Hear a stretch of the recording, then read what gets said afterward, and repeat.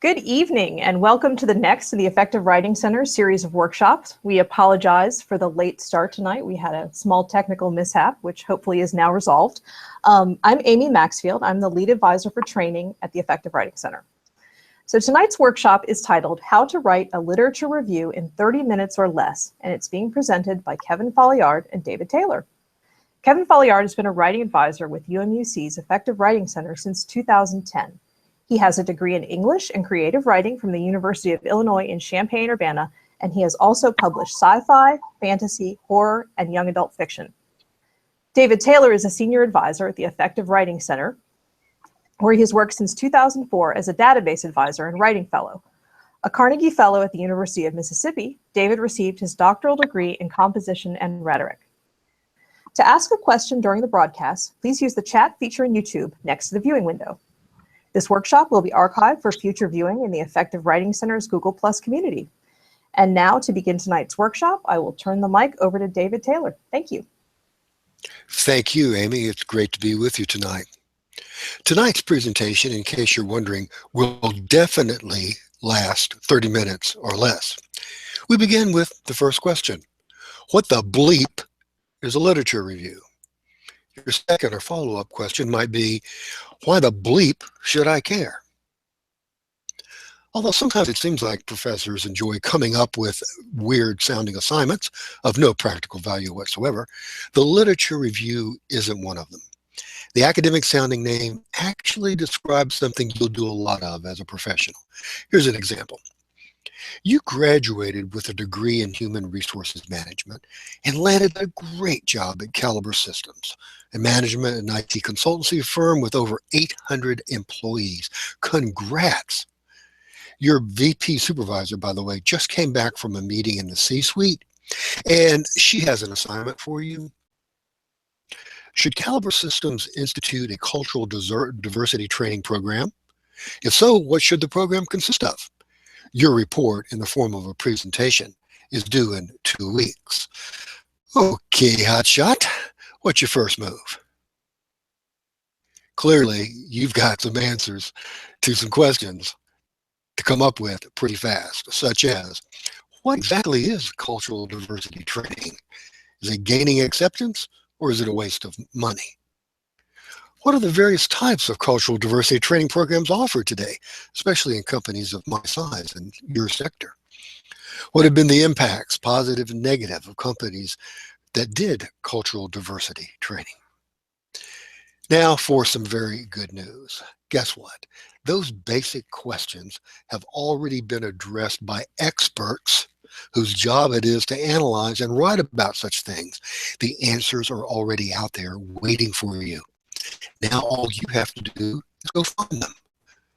The published findings you'll be looking for are called the literature. Your search for them is called a review, hence the name literature review. Now, more good news. There's a simple 5-step process to writing a literature review, and tonight we're going to go through the steps one by one. Here to explain the first step is UMUC's foremost expert in writing literature reviews, my colleague, Kevin Folliard.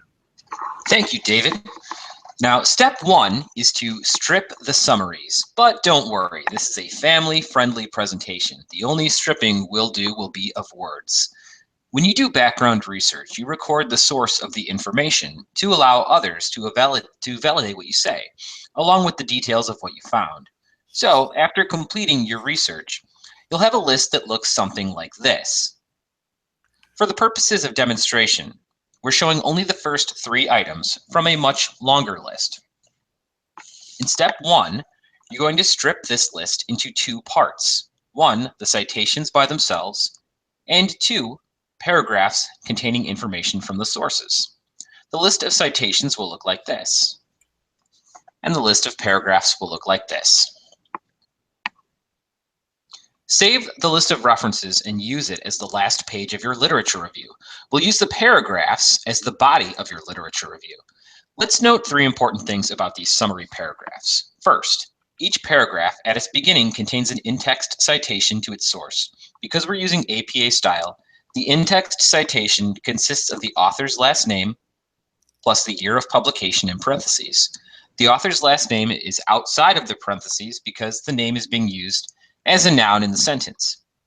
Second, note that sentences in the paragraph find a way to refer back to the source so that the reader knows the information is from the source and not your own thoughts. Some examples of how you can do this are using words like the author's present and the article. And then there's repetition of the author's name. In the second paragraph, Frizzoli is repeated 4 times.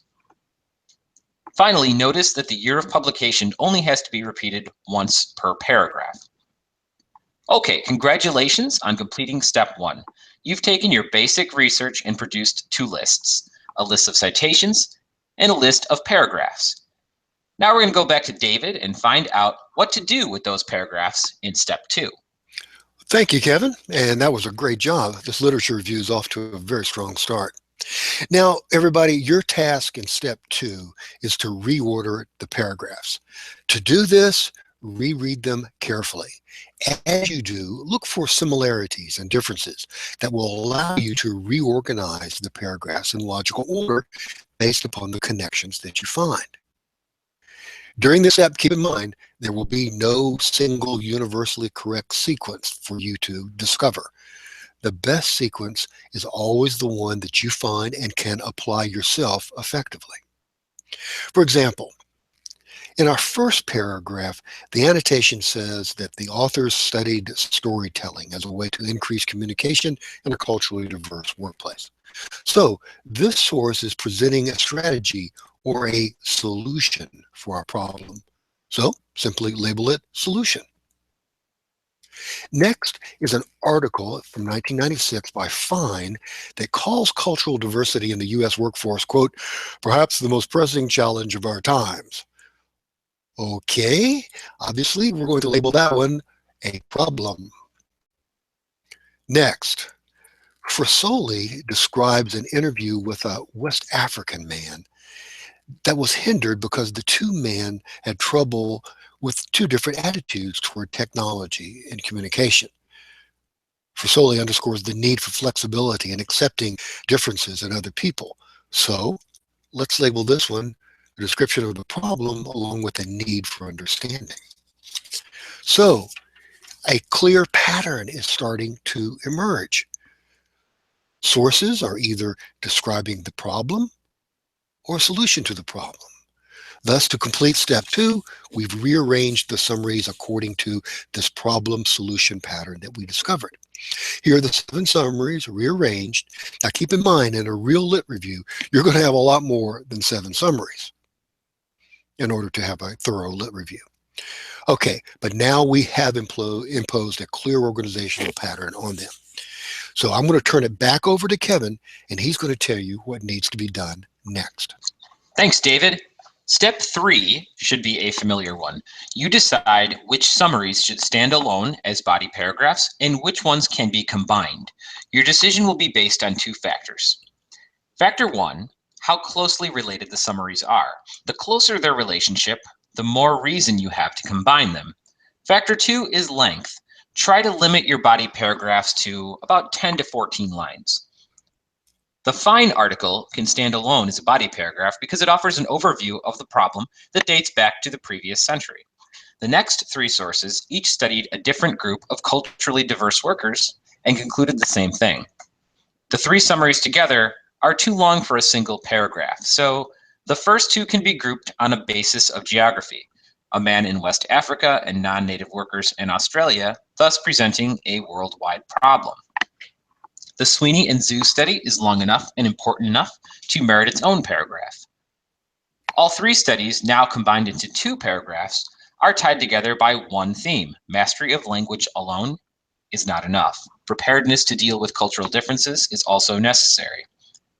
The need to be prepared provides a natural transition to the last 3 summaries that discuss solutions.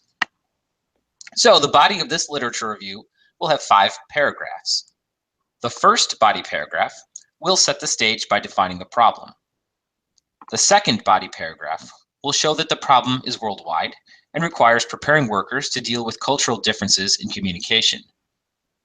The third body paragraph brings the problem home to the US and reinforces the need for workers to be sensitive to cultural differences.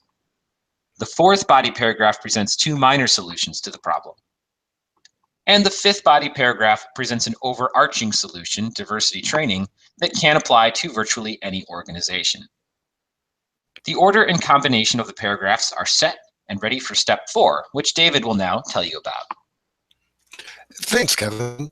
This step 4 is all about turning the summary paragraphs into real paragraphs by adding topic sentences and transition. Now, here's an example of a plain summary paragraph. Now, here's that same paragraph with a topic sentence and transition added to it. Let's compare them. The topic sentence, cultural diversity has long been recognized as a potential problem in the workplace, is necessary in order to introduce the source that is going to discuss that idea. So we next have a transitional phrase as far back as 1996, which flows along with the concept of time and makes the two come together. Now, when there's more than one source in a paragraph, sometimes you have to write a thought bridge in between them. Let's go back to those two summary paragraphs that we were just dealing with. As you see, we first have a topic sentence that introduces the Frisoli study that is then discussed. But then we have to come up with a thought bridge as a transition to the Eichen or Ichten source, and then the Ichten source is discussed. So as you see, at the end of step 4, what you have is a series of body paragraphs now with topic sentences and transitions, both inside of them and between them. This is looking really good, and it's now ready for the 5th step. Right, Kevin? That's right, David. In step 5, the body of the literature review gets an introduction paragraph with a thesis statement and a conclusion paragraph. Because the literature review summarizes the published work of others, the thesis statement should bring together the major points discussed by the sources. And a phrase such as "the following review of literature" signals to readers that they will be reading a literature review, not the author's individual claims, arguments, or opinions. Note that the thesis statement for the lit review also reflects the problem-solution organizational pattern of the paragraphs to follow. One common strategy for the conclusion paragraph is to open with a restatement of the thesis, which brings the reader back to the overall point. Another common strategy for the conclusion is to comment on any gaps or flaws in the research reviewed. Of course, no literature review would be complete without a title, and now is the perfect time to write it because we know everything that is in our lit review now. Cultural diversity in the workplace, overcoming barriers to communication, definitely does the job. Further aid to organization, don't forget to add subtitles between the major sections of your lit review. After the introduction of our sample lit review comes the paragraphs that discuss the problem. So our first body section subtitle is defining the problem. The next major section presents solutions. So its subtitle is searching for solutions. When it comes to conclusions, don't waste an opportunity to provide a specific subtitle that helps to reinforce your thesis instead of just using the more neutral word conclusion. Note how descriptive this subtitle for the conclusion paragraph is: preparing for tomorrow, today. That takes care of step 5. Any final words, David? Wow, you did such a good job, Kevin. There's not a whole lot left to say. Maybe we can review the 5 steps again very quickly. First, after you've done your research, you separate your paragraph summaries from their citations. Next, you then arrange those paragraph summaries in some logical order that you see after you reread them. Third, you then combine any short summaries into larger paragraphs if you need to. Then you add topic sentences to the paragraphs and transition so that they now read fluently together. Then you add an introduction and conclusion paragraph, and you're all set. Now, keep in mind that the literature review is a preliminary step. It is a time when you go and gather background information. And as you acquire that background information, that prepares you for the next step in your presentation or your writing. Okay, thank you very much for stopping by on our presentation, How to Write a Lit Review in 30 Minutes. I'll turn it back over to Amy now. Thank you so much, David, and thank you, Kevin. If anyone has any questions, they are welcome to post them in the live chat on our YouTube screen. I do not see any questions at the moment. So we will wrap up. This presentation will be archived on our Google Plus community. And if you're watching it live and have questions later, we encourage you to post those questions in Google Plus, or if you watch it at a later time, you can also post questions. And we look forward to working with you. Have a good night.